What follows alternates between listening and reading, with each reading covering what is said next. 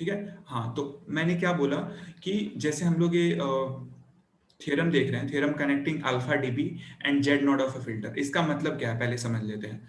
सबसे पहला काम हो क्या रहा है कि जो पास बैंड है आपका, पास बैंड मतलब जो जिसमें जिस बैंड में आपका सिग्नल क्या होता है, पास हो जाता है, मतलब आगे, मतलब फर्दर आगे वो चला जाता है, ठीक है ना।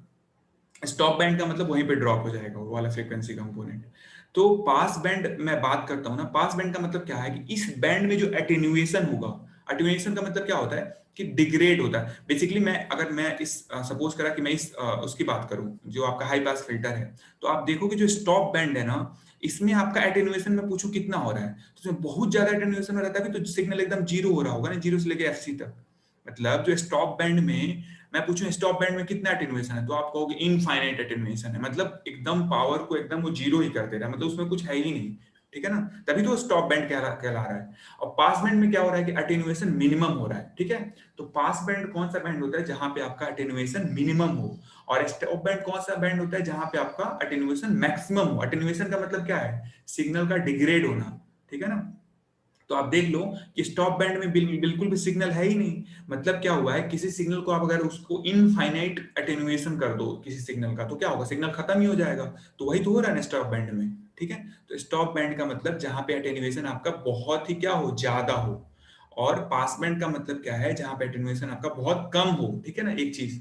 तो अब जो हम लोग देखने वाले हैं theorem connecting alpha dB and Z not, वो क्या बेसिकली इंडिकेट कर रहा है कि जो जेड नॉट है और अल्फा डीबी है, ठीक है ना। अल्फा डीबी क्या है कि एटेन्युएशन इन डीबी। अब इन दोनों में रिलेशन क्या होता है, ठीक है, ये चीज हमको देखना है।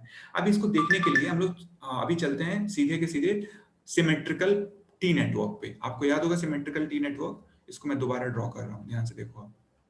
ये हमारा, ठीक है, ये हमारा सपोज करा सिमेट्रिकल टी नेटवर्क है। अब सिमेट्रिकल टी नेटवर्क है, इसको हम लोग क्या है, किससे लिखते थे, Z1/2। इसको भी हम लोग क्या लिखते थे, Z1/2। इसको हम लोग क्या लिखते थे, Z2। और इसको टर्मिनेट किससे करेंगे, सिमेट्रिकल नेटवर्क है तो इसको टर्मिनेट हम लोग कैसे करेंगे, Z0 से करेंगे। Z0 को हम क्या बोलते हैं, कैरेक्टरिस्टिक्स इंपेडेंस। और इधर से अगर हम इंपेडेंस देखेंगे तो कौन सा इंपेडेंस मेरे को मिलेगा, Z0 ही मिलेगा, ठीक है। इतना चीज ध्यान से देखो। अब मैं आपको याद होगा कि यहां से मैं पूछूं आपसे कि Z0 कितना आता था, आपको याद होगा, मैं तो डिराइव भी कर सकता हूँ, बट ये ऑलरेडी हम लोग कर चुके हैं। हमने बोला भी था भी कि आपको ये मेमोराइज भी करना है क्योंकि हर जगह यूज होगा। तो सिमेट्रिकल टी नेटवर्क में जो Z0 होता है कितना होता है, कोई बताएगा, एनीवन। हाँ, एग्जैक्टली, ठीक है ना, √Z1²/4 प्लस Z1 Z2, ठीक है। ये हमारा क्या होता है, Z0 होता है, ठीक है। ये किसके लिए होता है, सिमेट्रिकल टी नेटवर्क के लिए होता है। तो हम सिमेट्रिकल टी नेटवर्क देख रहे हैं। अब सपोज करो कि यहाँ पे जो Z1 है ना, Z1 ये क्या इंडिकेट करता है, इंपिडेंस इंडिकेट करता है, ठीक है। अब इस इंपिडेंस को ना, जैसे इंपिडेंस है, तो इंपिडेंस क्या होता है बेसिकली, इंपिडेंस किसके लिए डिफाइन होता है, कैपेसिटर के लिए और इंडक्टर के लिए डिफाइन होता है, ठीक है ना। मैं अगर मैं कैपेसिटिव उसके लिए और इंडक्टिव नेटवर्क के लिए डिफाइन होता है। तो अगर सपोज करो मैं इसको एक कॉमन फॉर्म देना चाहूं, तो आपको याद होगा कि जो, अगर मैं कैपेसिटर का बात करूं जेड, तो कैपेसिटर का जेड क्या होता है, 1/j⍵c होता है, याद होगा आपको, ठीक है। अब मैं इसको ऊपर नीचे मल्टीप्लाई कर दूं जे से, ठीक है ना, तो ऊपर नीचे मल्टीप्लाई कर दूं जे से, क्या हो जाएगा, जे नीचे हो जाएगा J² ⍵c। और जे स्क्वायर की वैल्यू क्या होती है, -1 होती है, तो ऊपर हो जाएगा J/⍵c ऐसे करके। अब मैं इसको ऐसे लिख सकता हूँ क्या, -1/⍵c टाइम्स जे लिख सकता हूँ ना, ठीक है। अब मैं -1/⍵c को ना मैं लिख दे रहा हूँ आपका सिंपल सा XC, ठीक है, और जे आपका है। तो कैपेसिटर को मैं ZC को क्या लिख सकता हूँ, JXC, जहां पे XC की वैल्यू क्या है, XC equal to where XC equal to क्या हो जाएगा, -1/⍵c, ठीक है। इस समझ में आया मैं क्या किया हूँ, यस सर। Yes sir. ठीक है। Yes sir.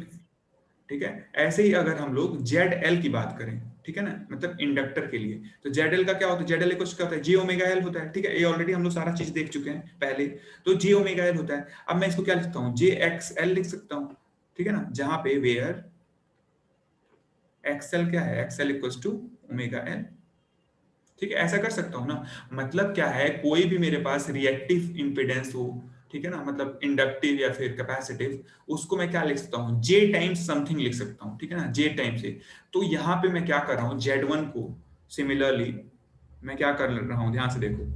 अब मेरे को पता नहीं कि Z1 कैपेसिटिव है कि इंडक्टिव है, ऐसे Z2 कैपेसिटिव है कि इंडक्टिव है, तो मैं एक कॉमन फॉर्म अडॉप्ट कर ले रहा हूँ। और कॉमन फॉर्म क्या है कि Z1 को मैं क्या लिखूंगा, JX1 लिखूंगा, और Z2 को मैं क्या लिखूंगा, Z2 को क्या लिखूंगा, JX2।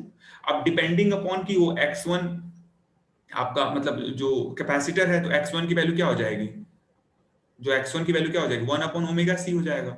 ठीक है, इंडक्टर है तो इंडक्टर है तो क्या हो जाएगा, ओमेगा L हो जाएगा। ठीक है ना, तो मेरे को पता नहीं है, इसलिए मैं नॉर्मल एक एजम्पशन लेके चल रहा हूँ। तो इसको Z1 को मैंने क्या लिख दिया, J टाइम्स X1, और Z2 को क्या लिखते हैं, J टाइम्स X2। ठीक है, यहां तक समझ में आ गया या किसी को प्रॉब्लम है इसमें? नो सर नहीं है। हाँ चलो ठीक है। समझ में आ गया। समझ में नहीं आया? सर एक बार और बता दीजिए। मैं बोल रहा हूँ कि हम लोग क्या करने वाले हैं, कि हम लोग क्या बेसिकली इसमें कर रहे हैं। अपना माइक माइक ऑफ कर लो प्लीज, जिसका भी है। ठीक है, हम लोग क्या कर रहे हैं कि मैं क्या कर रहा हूँ ना, कि इस पूरे नेटवर्क को मैं किससे डिजाइन करने वाला हूँ, कैपेसिटर और इंडक्टर से डिजाइन करने वाला हूँ। अब ये क्यों करने वाला हूँ, आपको पता होगा, जो प्योर कैपेसिटिव नेटवर्क होता है ना, प्योर कैपेसिटिव नेटवर्क, उसमें क्या होता है, एटेन्युएशन बहुत ही, मतलब एक्चुअल में बात करूँ तो एटेन्युएशन या फिर आप बोलो कि पावर लॉस कितना होगा, तो पावर लॉस उसमें जीरो होता है, आपको पता होगा। ठीक है ना, प्योर अगर आपका कैपेसिटिव नेटवर्क है या फिर प्योर इंडक्टिव नेटवर्क है, तो in that case your power loss is going to be zero. तो मतलब बहुत ही कम एटेन्युएशन प्रोवाइड करेगा। एक और आपको चीज पता है कि जो कैपेसिटिव और मतलब इंडक्टिव नेटवर्क होते हैं, वो क्या होते हैं, फ्रीक्वेंसी डिपेंडेंट होते हैं। वो मतलब कुछ फ्रीक्वेंसी को पास करते हैं, कुछ को ब्लॉक करते हैं, आपको पता होगा। जैसे कैपेसिटर की मैं बात करूं, तो कैपेसिटर क्या करता है कि अगर आप उसको सीरीज में लगाओगे, तो क्या करेगा कैपेसिटर, कि जो भी आपका डीसी सिग्नल होगा उसको ब्लॉक कर देगा और एसी सिग्नल को पास कर देगा। ठीक है, ऐसे ही आपका इंडक्टर होता है, तो क्या करेगा, एसी सिग्नल को ब्लॉक कर देगा, डीसी को पास कर देगा, अगर आप सीरीज में लगाओगे तो। ठीक है, तो अब मेरा कहने का मतलब ये है कि मेरे को कैपेसिटर और इंडक्टर से एक नेटवर्क डिजाइन करना है। ठीक है ना, फिल्टर नेटवर्क डिजाइन करना है। अब मैं क्या कर रहा हूं कि जो Z1 और Z2 है ना, इसको मैं कुछ ऐसा एक कॉमन टर्म देना चाहता हूं, जिससे मेरे को, जैसे मान लो कि मैं X1 की वैल्यू यहाँ पे कुछ भी रख दूं, X1 की वैल्यू अगर मान लो मैं -1/ओमेगा C रख दूंगा, तो क्या बन जाएगा, कैपेसिटिव बन जाएगा, कैपेसिटर हो जाएगा। और X1 की वैल्यू मैं अगर मान लो कि ओमेगा L रख दूंगा, तो इंडक्टर हो जाएगा। ठीक है ना, तो बस मैं क्या कर रहा हूँ, एक एजम्पशन ले रहा हूँ, जिसमें आपका X1 को मैं लिख रहा हूँ JX1। ठीक है ना, JX1। ठीक है, क्योंकि आपको पता है जो आपका इंपीडेंस होता है, इंपीडेंस एक कैसा क्वांटिटी होता है, कॉम्प्लेक्स नंबर होता है। ठीक है, और कॉम्प्लेक्स नंबर में कोई रेजिस्टेंस तो है नहीं, तो रेजिस्टेंस नहीं है तो क्या होगा, वो कॉम्प्लेक्स नंबर क्या होगा, एक्चुअल में इमेजिनरी नंबर हो जाएगा। ठीक है, इसलिए Z1 क्या होगा, JX1। JX1 का मतलब इमेजिनरी, आपको पता है ना कि जैसे x प्लस आई वाई मैं लिखूं ऐसे करके, और मैं बोलूं x इक्वल टू 0, तो क्या बचेगा, सिंपली आई वाई बचेगा। और आई वाई क्या है, बेसिकली क्या इंडिकेट करेगा, इमेजिनरी नंबर इंडिकेट करेगा। ठीक है, यही कर रहा हूं मैं। तो Z1 को मैं क्या लिख रहा हूँ, JX1, Z2 को क्या लिख रहा हूँ, JX2। ठीक है ना, अब देखो मैं इसी चीज को फिर से एक बार और ड्रॉ कर दे रहा हूं आपके लिए। ये हमारा, ये हो जाएगा JX1/2, ये हो जाएगा आपका JX2/2, और ये हो जाएगा आपका, सॉरी, JX1/2 ये भी होगा, और ये हो जाएगा JX2। और इसको हमने किससे टर्मिनेट कर रखा है, इसको टर्मिनेट कर रखा है हम लोगों ने Z0 से। ठीक है, कैरेक्टरिस्टिक्स इंपीडेंस। अब यहाँ से देखोगे तो क्या मिलेगा आपको, Z0 ही मिलेगा। अब एक चीज ध्यान से देखो, आपका जो Z0 था, एस फॉर, ऐसे लिखो, for, wait, for symmetrical T network. ठीक है, जो Z0 हम डिफाइन करते हैं, क्या करते हैं, अभी हमने लिखा था ऊपर, Z1²/4 प्लस Z1 Z2। और यहाँ पे हमने क्या ले लिया कि Z1 की वैल्यू ले लिया है, Z1 इक्वल टू JX1, और एंड Z2 की वैल्यू क्या ले रखी है हमने, JX2। अब रख दो इसको, तो Z0 क्या आ जाएगा, Z0 आ जाएगा आपका JX1 का square divided by 4 plus JX1 times JX2, यही आएगा ना। अब देखो इसको हम क्या लिख सकते हैं, इसमें से मैं अगर सपोज करो J² कॉमन कर दूं, तो J² कॉमन कर दूंगा तो क्या बचेगा, ये बचेगा X1²/4, और प्लस देखो J और J क्या होगा, J² बन जाएगा। अब मैं लिख सकता हूँ इसको X1 X2। ठीक है, ये हमारा Z0 आ गया, ये हमारा फर्स्ट इक्वेशन। ठीक है, यहां तक किसी को कोई प्रॉब्लम? मैंने क्या किया, Z1 की वैल्यू JX1 रख दिया है, Z2 की वैल्यू JX2 रख दिया है, ठीक है, और सिंपल इस इक्वेशन में पुट कर दिया है, ठीक है। यहां तक किसी को कोई problem? No sir. No sir. No sir. Okay, अब देखो, अब मैं क्या कर रहा हूं कि अब मैं दो केसेस ले चल रहा हूं। केस वन का मतलब क्या है कि जो हमारा Z0 है, अगर मैं इस नंबर को देखो ध्यान से, x1 स्क्वायर बाई 4, ऐसे x1 square by 4 plus x1 x2, ये जो मेरा नंबर है ये कोई निगेटिव नंबर है। तो निगेटिव नंबर को मैं कैसे लिखूं? एक कोई मान लो मैंने एक पॉजिटिव नंबर लिया a और उसके सामने मैं माइनस साइन लगा दिया, ठीक है ना। तो पहला केस क्या है कि मतलब x1 square by 4 plus x1 x2 equals to एक क्या है, निगेटिव नंबर है। समझो मेरी बात को मैं क्या कह रहा हूँ। निगेटिव नंबर को मैं कैसे लिखूं? मान लो कि मैं लिखूं ऐसे, मैं कोई नंबर लिख दिया 3, मैं कहूं उसको निगेटिव करना है, तो मैं क्या करूंगा, 3 के सामने एक माइनस साइन लगा दूंगा, -3 हो जाएगा, तो ये निगेटिव नंबर है। तो ऐसे ही हमारा एक पॉजिटिव नंबर है हमारा a, अब उस पॉजिटिव नंबर के सामने मैंने निगेटिव साइन लगा दिया तो क्या हो, निगेटिव नंबर हो गया। तो मैंने क्या करा, पहले केस में मैं क्या एज्यूम कर रहा हूं कि x1 square by 4 plus x1 x2 क्या है, एक निगेटिव नंबर है, ठीक है ना, एक निगेटिव नंबर है। तो जब ये निगेटिव नंबर होगा उस केस में देखो Z0 क्या होगा, उस केस में आपका जो Z0 होगा, वेट, उस केस में जो Z0 होगा आपका क्या होगा, आपको मैंने क्या लिख दिया इसका, अगर मैं इक्वेशन 1 में रख दूं तो ये हो जाएगा J स्क्वायर, ठीक है, और इस पूरे को मैंने लिख दिया -a, ठीक है ना, ये हो गया। अब आपको याद होगा J की जो वैल्यू होती है क्या होती है, अंडर रूट में -1 होती है, ठीक है। अब मैं J स्क्वायर निकालूंगा तो क्या आ जाएगा, -1 आ जाएगा। तो अगर मैं इस चीज को ध्यान से आप देखो तो क्या आ गया है, ये आ गया -1 और टाइम्स -a, ठीक है। तो a क्या हो गया आपका, अंडर रूट में a। कैसे? तो Z0 की वैल्यू क्या हो गई, अंडर रूट में a हो गया। अब आपको याद होगा जो a जो था ना, a क्या था, a तो पॉजिटिव नंबर है। अब पॉजिटिव नंबर के सामने आपने माइनस लगाया है, ठीक है ना। जैसे मान लो a है 3, तो 3 के सामने आपने माइनस लगाया तो माइनस नेगेटिव नंबर बन गया। अब जब a पॉजिटिव नंबर a है तो अगर किसी पॉजिटिव नंबर का आप अंडर रूट लोगे तो क्या होगा, रियल नंबर आएगा। जैसे मैं बोल दूं कि अंडर रूट 5 हो गया या फिर अंडर रूट 9 हो गया, तो इसका जो हमेशा जो नंबर आएगा क्या होगा, एक रियल नंबर आएगा, एक वास्तविक संख्या आएगी, रियल नंबर आएगा ना। और वही अगर मान लो माइनस में ऐसे होता, माइनस में √5, ये इमेजिनरी नंबर आता, क्योंकि क्या होगा, माइनस अगर है तो इसको मैं क्या लिख सकता हूँ, -1 टाइम्स 5 लिख सकता हूँ, और अंडर रूट में -1 को हम लोग i लिखते हैं या फिर j, जो भी लिखते हो आप लोग, ठीक है ना। अब j अंडर रूट 5 हो जाता है, तो माइनस में अगर मतलब -5 का अगर आप अंडर रूट लोगे वो होगा आपका इमेजिनरी नंबर।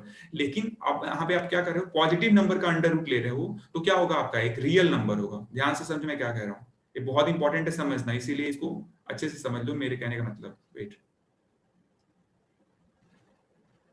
ये क्यों नहीं हो रहा है?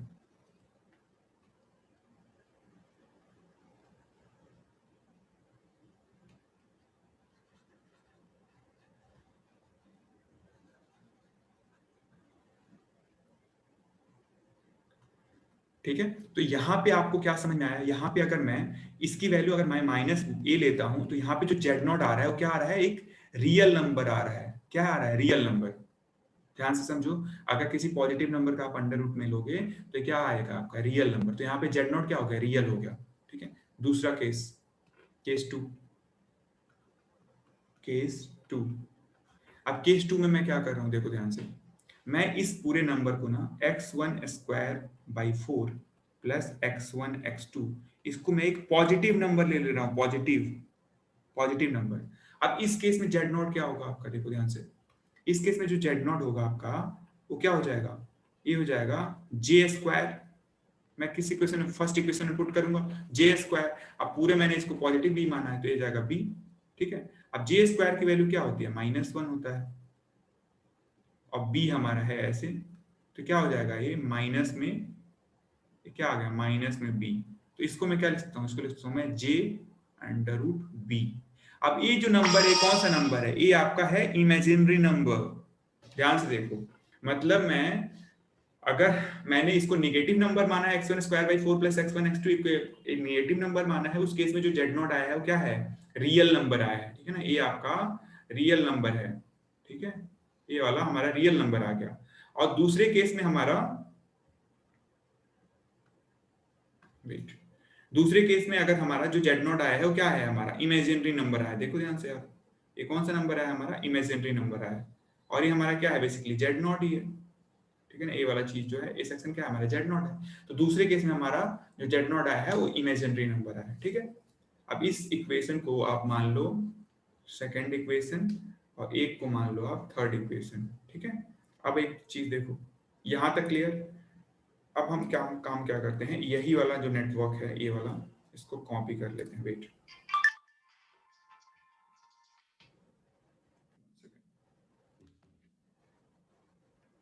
हम इसी नेटवर्क को कॉपी कर लेते हैं।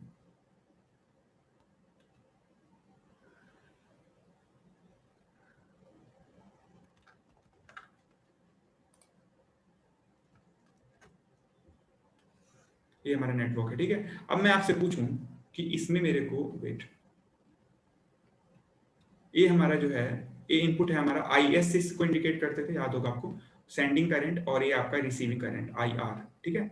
अब ये आपका, यहाँ से हम लोग जेड नॉट कैलकुलेट करते थे ऐसे करके, ठीक है। अब मैं आपसे पूछूं यहाँ पे कि आई आर क्या होगा, मेरे को क्या निकालना है, आई एस बाई आई आर निकालना है, ठीक है। सपोज करो हमको आई एस बाई आई आर क्यों निकालना है, क्योंकि आपको एक चीज पहले बता देता हूँ, नहीं तो सोचोगे कि क्यों आके मैं ऐसा कर रहा हूँ। तो देखो मेरे को अगर आई एस बाई आई आर, आपको याद होगा मेरे को क्या निकालना था, हमको रिलेशन किस में निकालना था, अल्फा डीबी में और जेड नॉट में, ठीक है ना। तो आपको याद होगा कि अल्फा डीबी को हम लोग कैसे डिफाइन कर रहे थे, अल्फा डीबी को हम लोग डिफाइन कर रहे थे 20 लॉग, ठीक है ना, आई एस लॉग बेस 10 होता है, आई एस बाई आई आर का मॉड्यूलस, यही कर रहे थे, याद होगा आपको। एटेन्यूएशन इन डीबी को हम लोग कैसे डिफाइन कर रहे थे, 20 log base 10 I S by I are. अब मेरे को आई एस बाई आई आर चाहिए, तो आई एस बाई आई आर इस नेटवर्क से निकालना है मेरे को। तो मैं क्या करूंगा, देखो यहाँ पे सिंपल करंट डिवीजन रूल रहेगा, ठीक है। इसमें क्या लगेगा आपका, करंट डिवीजन रूल लगेगा।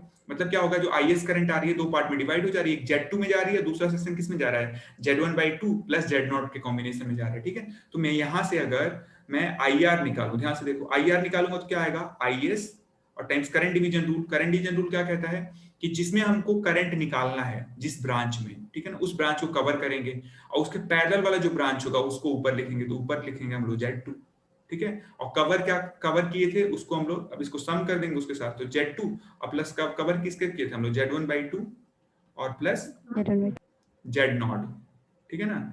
ये आपको समझ में आ गया होगा। अब मैं यहां से निकालूं IS बाई IR, ध्यान से देखो, IS बाई IR में यहां से कैलकुलेट करूं तो क्या आ जाएगा, ये आ जाएगा आपका Z2, ऊपर चला जाएगा सिंपल, Z1/2 और प्लस ये हो जाएगा Z0 और डिवाइडेड बाई क्या हो जाएगा, Z2 हो जाएगा। अब देखो Z2 डिवाइडेड बाई Z2, इसको लिख सकता हूं मैं 1 plus Z1/2 Z2 plus Z0/Z2, लिख सकता हूं इतना, ठीक है। अब मैं यहां पे, आपको याद होगा एस, जो आपका Z1 था उसको हम लोग क्या ले रहे थे, JX1, एंड Z2 जो था उसको हम लोग क्या ले रहे थे, JX2।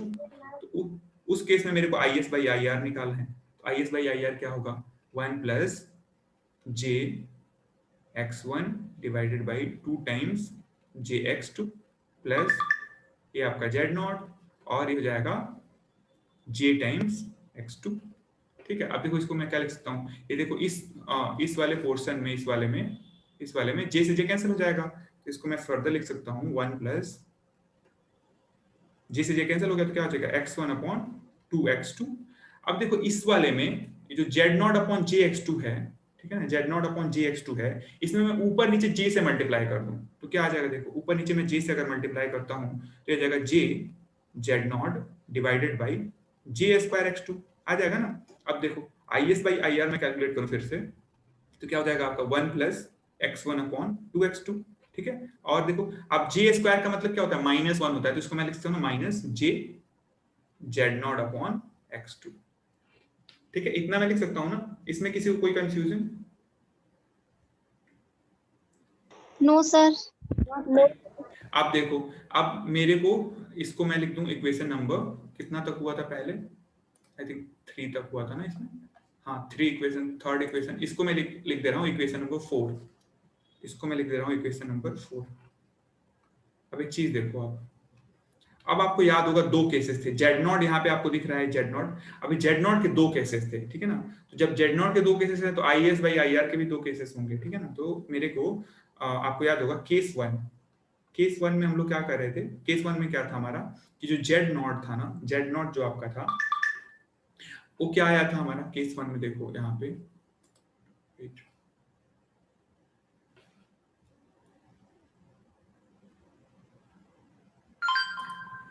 जो आपका जेड नॉट आया था हमारा केस 1 में, वो क्या आया था, अंडर रूट में ए आया था। ध्यान से देखो आप, जो जेड नॉट आया था क्या आया था हमारा, अंडर रूट में ए। ठीक है, तो मैं क्या करूं इसमें, वेट, तो इसमें मैं केस 1 में जेड नॉट क्या आया था हमारा, अंडर रूट में ए आया था। ये कहां से आया था, फ्रॉम इक्वेशन नंबर 3। ठीक है, अब देखो मैं I S by I R को लिख रहा हूं, मैं I S by I R को फिर से लिख रहा हूं, तो क्या आएगा, I S by I R equals to 1 plus x1 upon 2x2, ठीक है, माइनस जे। अब मैं जेड नॉट को क्या लिखूंगा, अंडर रूट में लिखूंगा a। ठीक है ना, मैं क्या लिख दिया, अंडर रूट में a डिवाइडेड बाई आपका x2। ठीक है, ये हो गया।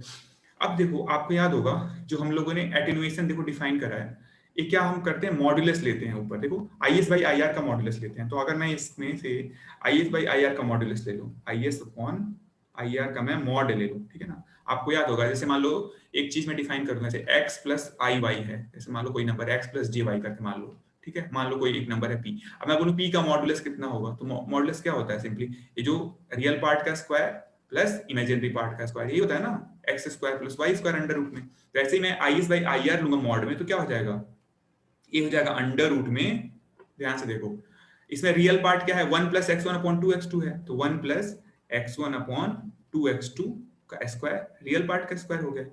ठीक है, अब इतना हो गया। अब जो दूसरा होगा आपका वो क्या होगा, इमेजिनरी पार्ट का स्क्वायर। तो इमेजिनरी पार्ट का स्क्वायर क्या होगा, ध्यान से देखो, इमेजिनरी पार्ट का मैं स्क्वायर करूंगा तो अंडर रूट ए का स्क्वायर करूंगा क्या आ जाएगा, ए आ जाएगा, और नीचे आ जाएगा आपका x2 का स्क्वायर। ठीक है, यहां तक आई थिंक आपको समझ में आ गया होगा मैं क्या कर रहा हूं। ठीक है, अब देखो एक चीज आपको याद होगा कि एज आपको हम ए देखना है कि ए क्या था। देखो यहाँ पे, वेट, ये जो यहाँ पे इक्वेशन देखो ध्यान से आप, जो ए की वैल्यू अगर मैं इस इक्वेशन से निकालना चाहूँ, ये देखो आप ए वाला जो इक्वेशन है, ठीक है ना, इससे मैं ए की वैल्यू निकालना चाहूँ, मतलब ए का वैल्यू क्या होगा, माइनस ए है, माइनस ए इक्वल्स टू इतना है, तो ए की वैल्यू क्या हो जाएगा, माइनस पूरा का पूरा इधर हो जाएगा।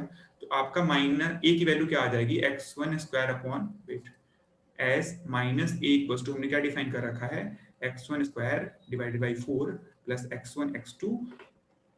सो देयरफॉर ए की वैल्यू क्या आ जाएगी, minus x1 square upon 4 minus x1 x2। ठीक है, अब इसको आप क्या करोगे, इस इक्वेशन में प्लग कर दोगे ऊपर वाले में, सपोज करें इसको हम मान लिए हैं फिफ्थ इक्वेशन, ठीक है ना, इसको मतलब, ठीक है, अब इस a की वैल्यू को कहां प्लग करो, plug it in equation number 5। ठीक है, अब इसको प्लग करोगे तो क्या आएगा, I S by I are का मॉड्यूलस। ठीक है, अब अंडर रूट में आ गया। ठीक है, अब देखो 1 प्लस, अब इसको हम आगे इसको तोड़ दें तो क्या हो जाएगा, ए स्क्वायर प्लस बी स्क्वायर में तोड़ कर क्या आ जाएगा, 1 प्लस ये हो जाएगा x1 square upon 4x2 square, ठीक है ना, प्लस 2x 2 टाइम्स a 2, मतलब क्या होता है, a square plus b square plus 2ab, जानते होगे आप, 1 मतलब a प्लस b का होल स्क्वायर, वही मैं कर रहा हूं। तो 2ab करोगे आप क्या हो जाएगा, तो 2 times 1 times x1 upon 2x2 हो जाएगा। ठीक है, अब प्लस देखो, अब प्लस ए है, ठीक है ना, तो प्लस ए का मतलब क्या हो जाएगा, मैं सीधे लिख दे रहा हूं वैल्यू ही, तो ये हो जाएगा minus x1 square upon 4 minus x1 x2, और इस पूरे का डिवाइड कितना है था, x2 स्क्वायर था, तो मैं यहाँ पे x2 स्क्वायर भी लिख दे रहा हूँ, और इसको भी डिवाइडेड बाई x2 स्क्वायर लिख दे रहा हूँ। ठीक है, ये सारा का सारा अंडर रूट में। ठीक है, अब देखो आप इसको फर्दर लिखना चाहो, वेट, किसका माइक ऑन है, इसको मैं अगर फर्दर लिखना चाहूं तो मैं क्या लिख सकता हूं, देखो आप अंडर रूट में, अब एक चीज ध्यान से देखो, इसको मैं लिखता हूं 1 plus x1 square upon 4x2 square, 2 से 2 कैंसिल, a2 से a2 कैंसिल हो जाएगा, तो प्लस क्या हो जाएगा x1 अपॉन x2, फिर माइनस में क्या हो जाएगा, देखो x1 square upon 4x2 square, minus में ये देखो x2 से x2 कैंसिल हो जाएगा, तो क्या बचेगा x1 अपॉन x2। अब ध्यान दो इसमें से कौन कौन सा कैंसिल हो रहा है, इसमें से आपका ये x1 बाई x2 इससे कैंसिल हो गया, और ये इससे आपका ये कैंसिल हो गया, मतलब कितना आ गया, अंडर रूट में 1, अंडर रूट में 1 का मतलब 1, मतलब क्या हुआ है कि हमारा आई एस बाई आई आर, यहाँ पे क्या आ गया, आई एस बाई आई आर का मॉड्यूलस कितना आ गया है, 1 आ गया है। ठीक है, अब मैं पूछूं आपको अल्फा डीबी कितना होगा, सो अल्फा डीबी कितना हो जाएगा, अल्फा डीबी कुछ क्या था, 20 log base 10 I S by I are, ठीक है। अब आपका आई एस बाई आई आर की वैल्यू कितनी है, आई S by I are modulus कितना आ गया है, 1 आ गया है, 1। अब log 1 की वैल्यू कितनी होती है बेस 10 में, बताएगा कोई? What is the value of log 1 base 10?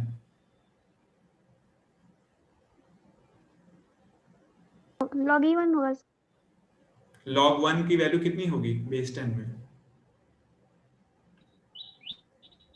अरे यार तुम लोग ये भी नहीं जानते हो, चलो इसको मैं ऐसा लिख, 0.010 log 1 की वैल्यू 0.0 कहां से आ गई? इसको 1 को मैं क्या लिख सकता हूँ, 10 टू द पावर 0 लिख सकता हूँ कि नहीं, पहले बताओ। हाँ एग्जैक्टली, 0 होता है, ठीक है ना। देखो मैं 0 log, होगा सर। हाँ ठीक है, ठीक है, तो मैं ऐसे भी कर दे रहा हूँ, देख लो।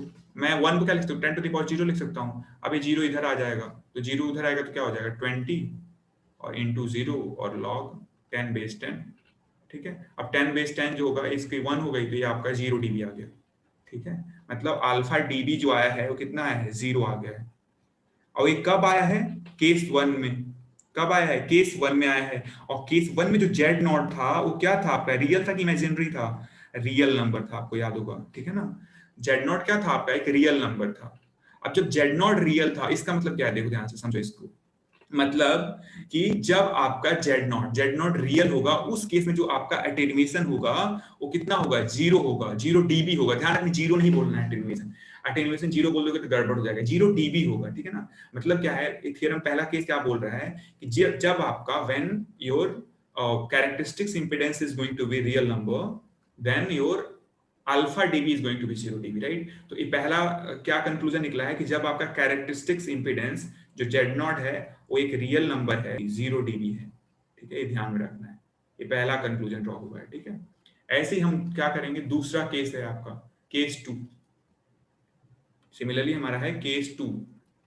अब केस 2 में क्या है, देखो केस 2 में आपका, केस 2 में क्या था, हमने क्या लिया था कि जो x1 square by 4 plus x1 x2 की जो वैल्यू थी, हमने क्या लिया था, उसको हमने लिया था b लिया था, पॉजिटिव नंबर, ठीक है। तो मैं यहां से, आपको याद होगा is बाई ir हम लोग निकाल रहे थे, तो क्या आया था 1 प्लस, वेट कहाँ आ गए, is बाई ir हम लोग इधर निकाले हैं। देखो इस वाले इक्वेशन में हम पुट करते हैं, देखो हमारा is बाई आई आर है, ठीक है ना। ये वाला चीज आपको दिख रहा होगा 1 plus x1 upon 2x2, wait ये वाला, हाँ इक्वेशन नंबर 4, इसको कॉपी कर लेते हैं, रुक जाओ, इसको हम लोग कॉपी कर लेते हैं ऐसे, क्या क्या कॉपी होगा,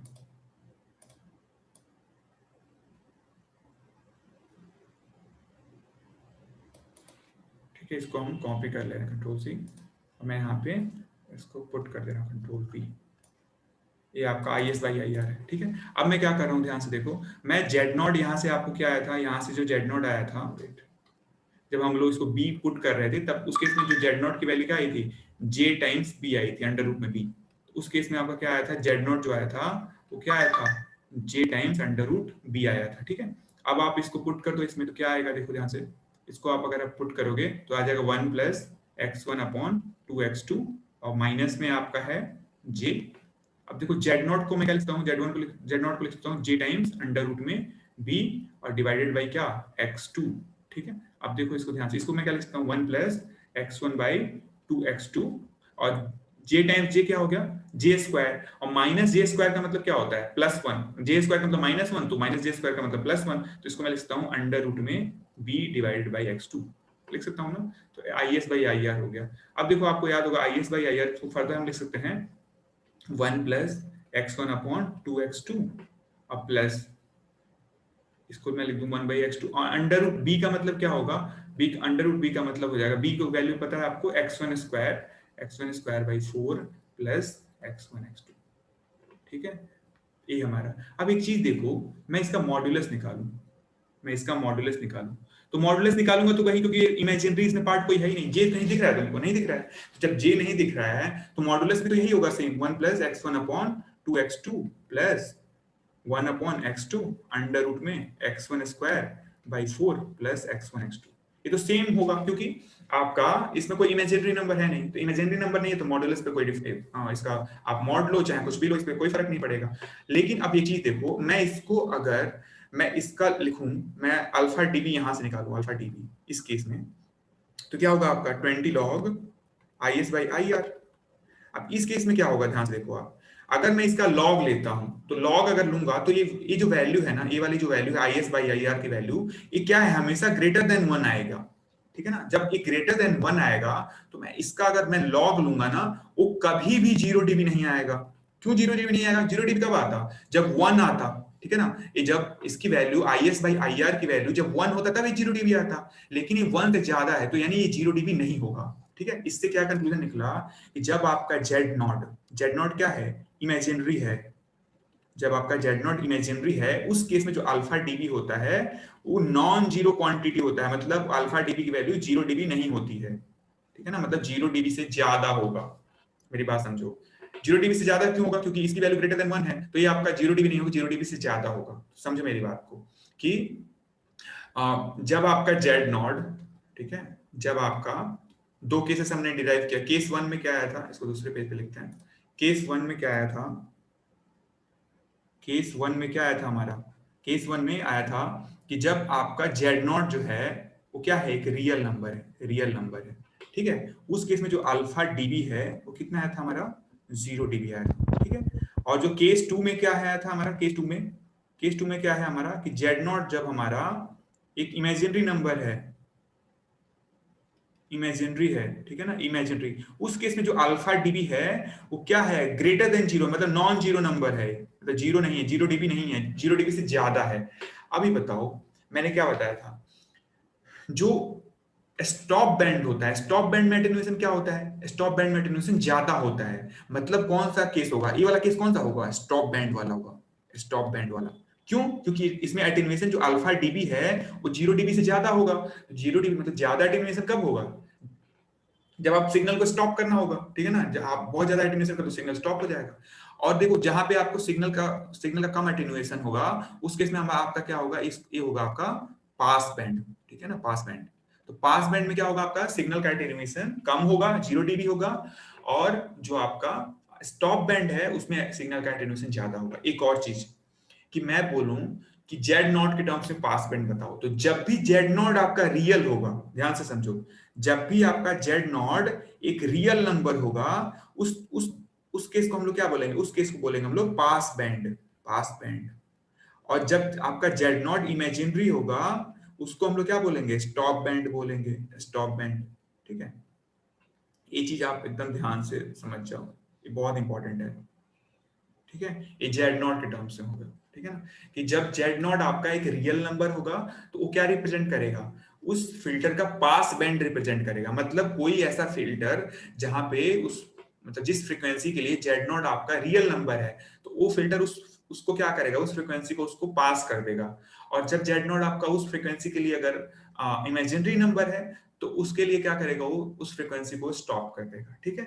ये समझ में आपको आ गया होगा। अब एक चीज बताओ, आप इससे देख के एक चीज बता सकते हो, जैसे मैं बोलूं आपके पास एक लो पास फिल्टर है, ऐसे मान लो, ठीक है, ऐसे मान लो लो पास फिल्टर है, ऐसे मान लो लो पास फिल्टर है, और सॉरी हाई पास फिल्टर मान लो, हाई पास फिल्टर ऐसे, ये आपका मैग्नीट्यूड है ऊपर, और ये आपका है फ्रीक्वेंसी, ठीक है।